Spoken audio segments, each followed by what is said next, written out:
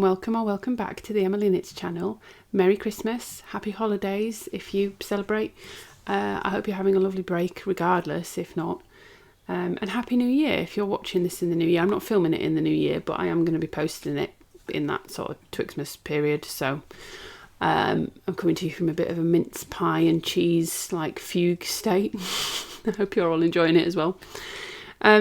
My name is Emily. I've forgotten to do the intro, haven't I? Of course. My name is Emily. I am a knitter and crocheter in my mid-30s, based in the north of Nottinghamshire in the UK, where I live with my husband and our 2 dogs close to Sherwood Forest. I wanted to do a little bit of a shorter video today. There will be some more sort of normal content coming in the next few days, but I want to do a little bit of a shorter video today just to tell you a bit more about something that I've mentioned already in a previous video, but starts on the 1st of January. So I thought now was a really good time to actually tell you what on earth I'm talking about. So I am going to be running, in conjunction with Lauren, lovely Lauren of Wild Purl Yarns, the Wild Deep Winter Make-Along. So this is going to run from the 1st of January to the 31st of March. If you are new to make-alongs and wonder what on earth I'm talking about, a make-along essentially is, I guess, a little bit what the name suggests, just a sort of event, I guess, community event where we all come together to make something at the same time and make along with each other. Some people will do specific knit-alongs, crochet-alongs, sew-alongs. Other people will do knit-alongs for specific designers' patterns or a specific pattern or whatever. This one is going to be a much more open make-along, so it's going to be any craft welcome. The idea is that it's sort of a community event, build a bit of community, and there will be some prizes as well in this one. They do or don't sometimes have them, but this one will have some prizes. So this is a make-along that's going to run from the 1st of January to the 31st of March, and as the name hopefully suggests, I wanted it to be sort of to run over that deep winter period, which in my mind is from January to sort of end of March, when it starts to get a little bit more springy. So I've mentioned before on the podcast, and I think probably in other videos, that I find deep winter the hardest time of year, and I know a lot of people do. I know some people have struggles with summer, but for me, and I think a lot of other people, winter is really tough. We come out of the festive period. I've got one more thing. It's my mum's birthday shortly, and at that point, that's sort of like sort of delineates the end of the festive period for me, where we come out of fun and we come out of birthdays and Christmas and holidays and celebration and family, back into work and cold and grey and late sunrise, early sunset. So short days, dark, miserable, back at work, everything's the same. So yeah, the point of this and why I wanted to put this together was to have sort of a gentle, slow make-along for the coldest, darkest part of the year. Something that's very much about mindfulness, slow making and intention, rather than completing things by deadlines, rather than rushing, rather than pushing ourselves to finish things. I wanted to show you before we properly get into it. I'm going to be looking down and referring to notes so I get all of this right. And I wanted to show you this absolutely gorgeous gift that one of my very good friends, Mona, got me. It's me. It's me and Pepper. How gorgeous. It's so nice. It's even got highlighted on the back. It's absolutely fantastic. I love it so much. And I've used it this morning for my first sort of lot of notes. So my notes are in here. So if I'm looking down, that's what I'm looking down at.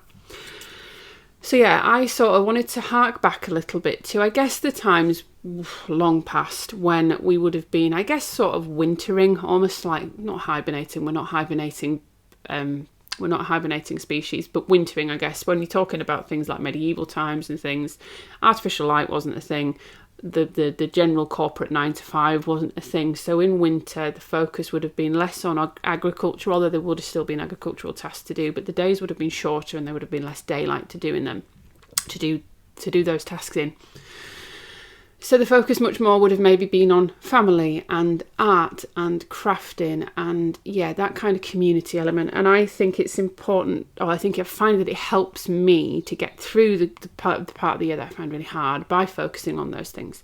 So that was the aim of this. So this is all about, like I say, slowing down, knitting with intention, making space and giving ourselves grace in the quieter part of the season. Something I talked about in my sort of intentions for the year of 2026 in terms of my craft is that giving myself the grace to not push myself so much, to not follow the deadlines, to not constantly be overwhelmed by the amount that I've got on. And this is a really good starting point for that. So I wanted to invite you all along with me as well. Like I said, not about output or deadlines. It's just about process, rhythm, selfish knitting.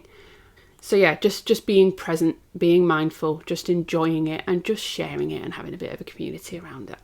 The name, like I said, comes from the deep winter, obviously, and I had to get wild in there because it is, like I said, in conjunction with my lovely, lovely friend Lauren of Wild Purl Yarns, who is going to be running this along with me.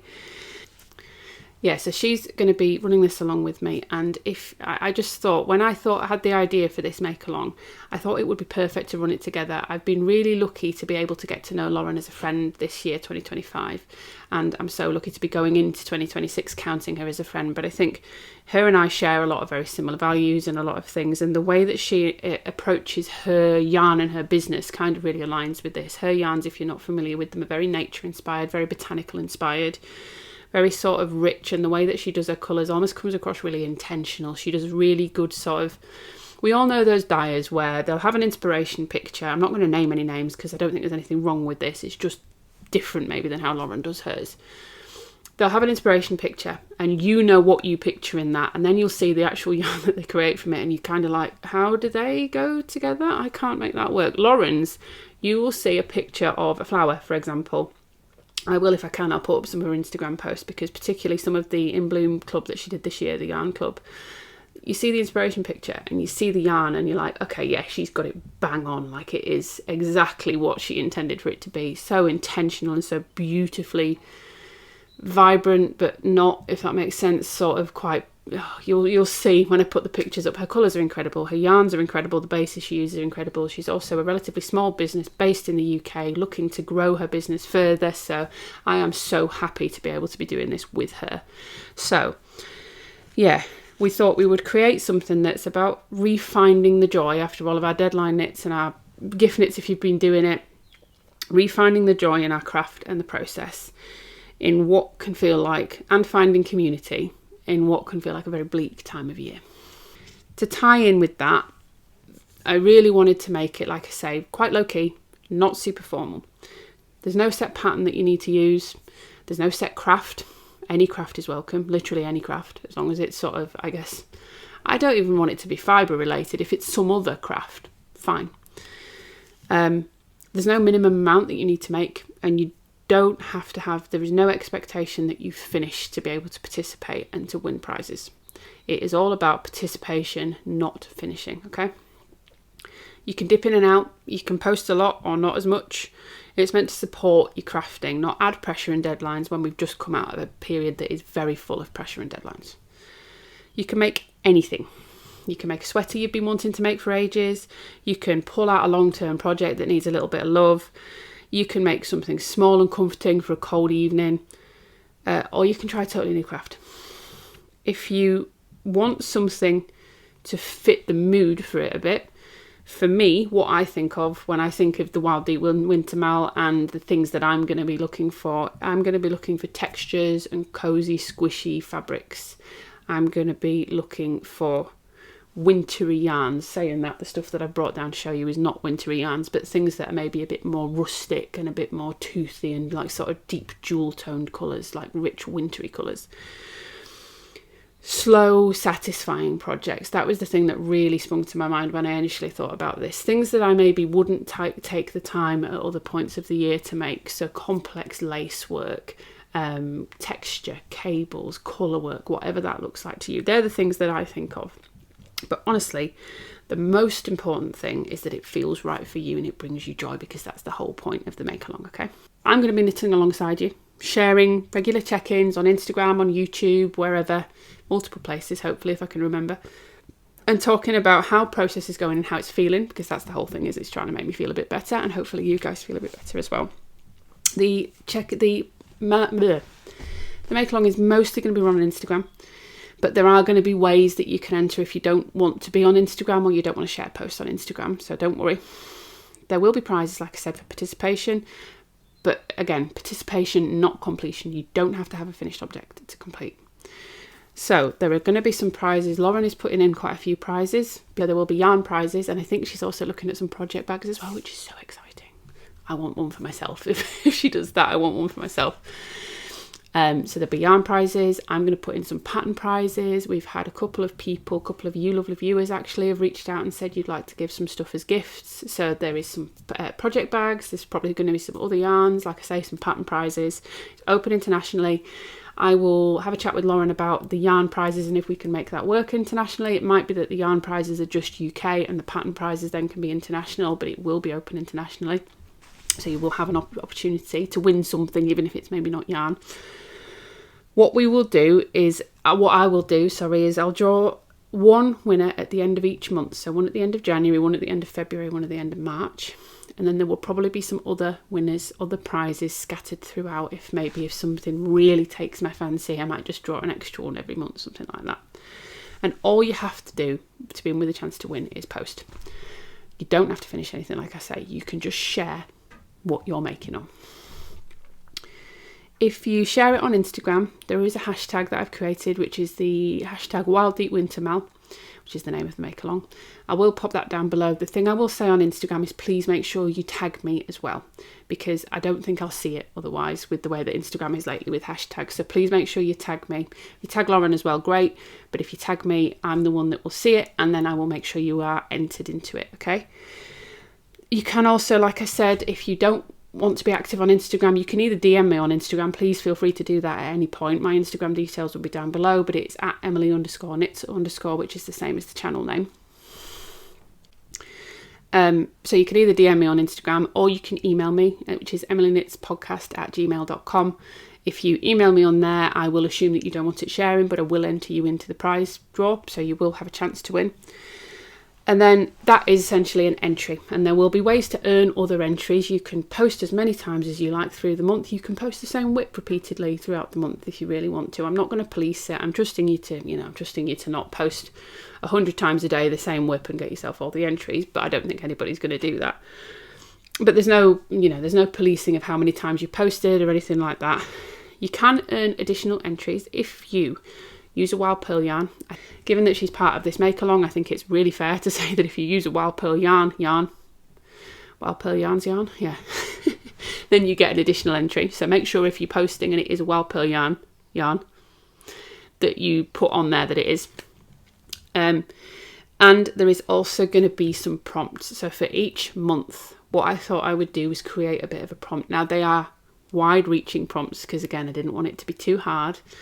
In January, the first prompt is going to be a new cast on, because it's the first month of the year. It's a season of new. It's exciting. So a new cast on or a new project. It can be anything. Like I said, it doesn't need to be knitting or crochet.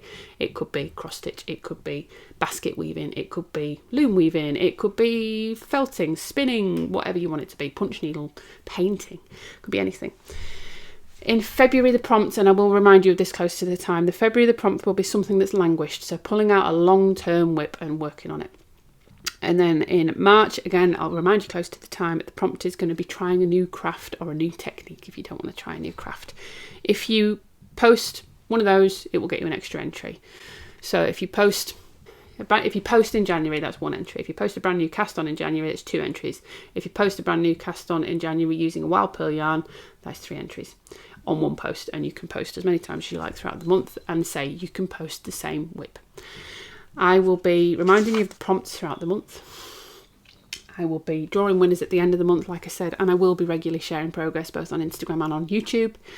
But yeah, that's the idea. So hopefully that all makes sense. I know there aren't many rules, and that's the whole point, is I kind of want it to be quite open. But yeah, open to everyone, open to every craft, no patterns you need to follow, no big caveats about how much you must have done. If you've knit 2 stitches on it, great, put it in there. You know, I am trusting you all to, it's kind of an honesty box kind of thing, isn't it? I'm trusting it to be legitimate entries. But yeah, I'll be sharing on Instagram with a bit more detail, along with more information in the description about, the rules such as they are, how to enter, what to do, the hashtag and everything like that. And all of that will be in the description box and pinned comment as well. So if you want to access that, you can.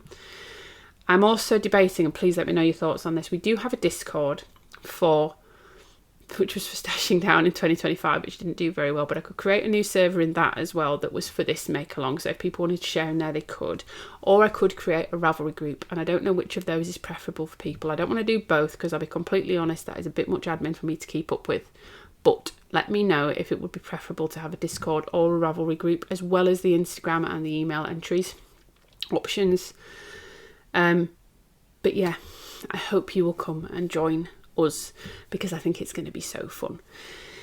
It has already done what I intended it to do, because what I intended it to do, what I hoped for me, was that it would really give me some excitement coming into the new year, and I'm so excited to do this and share this with you guys, so I really hope you're excited too. Okay, so yeah, that's the make along, that's how it's going to work. Any questions, please feel free to let me know, but I hope you're all as excited as I am, because I am really excited for this. I'm really excited, so excited to be running it with a fabulous friend like Lauren as well. I thought at the end of the video I would just show you some of the options of things that I'm going to be casting on, because I am going to be casting some stuff on. I have pretty much finished all of my deadline knits now. Yeah, I've got a couple that I just need to finish off, sample knit and a gift knit, not a gift knit, a test knit, and then I'm done with deadline knits for a bit, and I want to keep it that way. So that means I have free needles, and I've spent quite a lot of time thinking about what I want to cast on. So I thought I would briefly just show you some of the stuff that is very strong contenders for me to cast on within the mouth. So first things first, you'll have seen this yarn before. This is Arcane Fiberworks. Yeah, you can see there. This is Arcane Fiberworks sock yarn in the shade Eyes of the Oracle. I made my husband a muscle bra out of this earlier in the year. He asked for it. I made him over Christmas a scarf to match in their worsted weight version of this, or own weight version of this, and they look so good together. He loves the scarf. And the intent was always to make him a pair of socks, a pair of gloves as well to go with it, but I didn't have a chance before Christmas. So I am intending to make a very basic pair of gloves with this, just plain stockinette gloves to fit him nicely to match the rest of his accessories. This is pretty much a guaranteed project within the month. I have this, which I did mention this in my winter knitting plans, but for a different project. So I intended to make the Darjeeling blouse with this. This is, I don't know if you can see there, this is a Corriedale linen mix. I think it's Corriedale, sorry, Falklands wool, 50% Falklands wool, 50% linen mix, which is unfortunately discontinued, which is a shame because it's a really lovely yarn from Blacker Yarns. This is the shade Hematite, and it's this lovely almost bluey grey. Yeah, it is coming up quite well there actually. It's this lovely bluey grey. I've got about 1200 metres of this, and I intended to make with this the Darjeeling blouse, which I think is by Trust the Mojo. I cast on for that and my gauge was totally off. You could have fit two of me in the middle of it, so I changed tack, and I think what I'm going to do with this, after much back and forth, I'm going to make the Stromboli by Caitlin Hunter out of this. I'll have popped a picture on the screen for you to see, because I think this will give me the look of the sample, which is exactly what I want basically. So this is an extremely strong contender. I really want to get cast on this. I'm waiting until the 1st of January so that it can fall into the mail. Although whips are welcome, I should say. Whips are welcome, so I could, but because one of the entries is something new in January and it's my make along, I kind of figure I should do that. But yeah, this is going to be the Stromboli by Caitlin Hunter. We then have these. That has, oh no, I thought it had blown out. I've just covered the logo. This is some Botanical Yarns sock, 4-ply superwash, 75% merino, 25% nylon. I didn't say the composition of this one, did I? This is 85%. This is an 80-20 merino, superwash merino nylon blend of the Arcane Fiberworks. This is a 75-25 sock yarn. This was sample credit from a sample I did a while back for Botanical Yarns. This is the shade Geranium Leaf Emerald, and it's a really beautiful but quite bright green, and I thought I would pair it with this green mohair that I've got in stash that was from a D-stash ages ago. It will pull it down a little bit, and this is going to be a Love Note by Tin Can Knits. I think this is one of the Love Note is one of the patterns for East Anglia Yarn Fest, and I did make the crochet pattern for East Anglia Yarn Fest, but I wasn't super happy with it. It's back in an old vlog, I'll link it if you want to watch it, but I wasn't super happy with it. But this I thought would be a really good alternative and a very good colour on me. This on its own is a little bit bright on me, but I think this will pull it down. That isn't as dark as that's more like it, and that's very true to colour. So those together I think will make a beautiful tone that will work really, really well on my skin tone. And then the other thing is possibly my favourite Christmas present I got. Oh, that colour. That's a bit more purple than it is. This is the Liner X Navita, is that how you're supposed to say it? Liner times Navita DK weight yarn that they've come out with in the shade Deep Burgundy. That's a bit closer to it. It's coming up extremely purple on screen, but it's a really beautiful, deep, deep burgundy colour. It is so good on my skin tone. And I have a full sweater quantity of this. And it is 70% Falkland wool, 15% Blueface Leicester, 15% Blueface Kerry Hill. So it's a really interesting blend, and it's very squishy and soft, but still rustic, which is very much my kind of thing. And this is going to be a Sandro sweater. So I'm currently making the Sandro V-neck as a test, and I love how that's turning out. So I want the crew neck version, and this I think will look incredible with this yarn. So this is also an extremely strong contender to be cast on. So those are a very quick run through of the things that I think I'm going to be casting on, and you can see I've got some very wintry tones there, haven't I? This one, maybe not quite so much. That was a great way to do that. But these are some extremely wintry tones there, and I can't wait to get these cast on. So yeah, that's what you'll see coming up from me in terms of cast-ons during the make-along. I will take you along with me. I think I'm going to vlog I think I'm going to do a project vlog of making the Stromboli, because I'm really excited for that. So yeah, come join in. I can't wait to see you there. Thank you very much for listening to me explain, but if you have any questions or have missed anything, please feel free to comment down below or message me or reach out. But I hope you're as excited as I am. I will post on like I say, I'll post on Instagram. I'll put in the description box and a pinned comment these sort of instructions as well. I will put it on the community tab as well. And if at any point you're unsure, please feel free to reach out and I will clarify. But I hope you're going to join us on the 1st of January. And yeah, let's see what we can make in the deep winter, in the wild deep winter. Thank you very much for watching, guys. I hope you're as excited as I am about the make-along. And I hope you've had a great afternoon, evening, or weekend, whatever it is, wherever you are. And I will catch you in the next one. Bye, guys.